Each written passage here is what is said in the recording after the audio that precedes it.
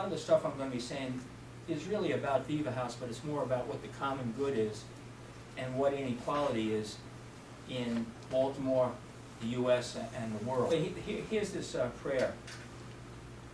The gospel of Jesus is spoken in a world intoxicated with death, mesmerized by death, convinced of the necessary rule of death, skillfully connives with death, technologizes death, and accedes to the omnipresence of death.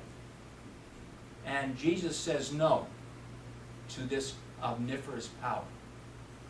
A good man, himself powerless, stands at the side of the powerless people and says to death, no, for himself and for them.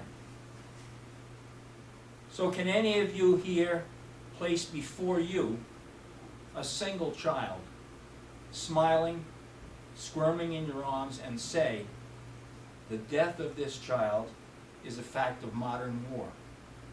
I accede to that death, but what can we do? I can't speak for you, but I will not wait on Obama, the Congress, or the Supreme Court to instruct me on God's Word. I'm a person, you're a person, and we all can read. If a person will save his life, let that person lose it. I say to you, love your enemies, do good to those who hate you.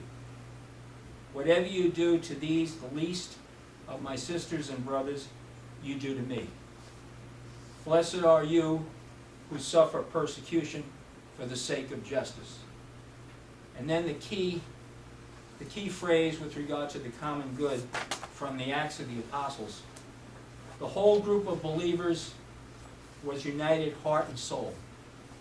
No one claimed for personal use anything that she had, as everything they owned was held in common. You can't really go to a Ravens game unless you have money. You have to have a permanent seat license to buy a ticket. And today was a beautiful event. I think the news said over 200,000 people. Every seat in the stadium was filled, and on the field was filled, and then all around the stadium. So there's a possibility that 200,000, or almost 1/3 of the population of Baltimore City, was there.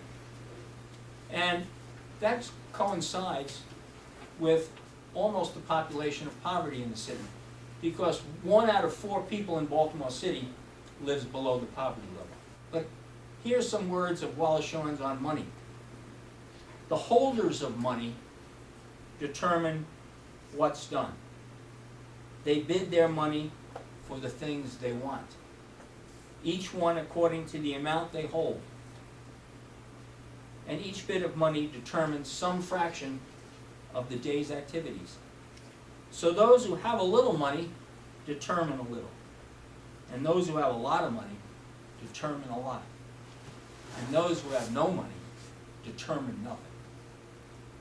What that says is that a lot of poor people have no kind of say as to what is needed and how money is spent and everything else you can think of. The business people suggest that you don't give the beggars anything, not a damn thing.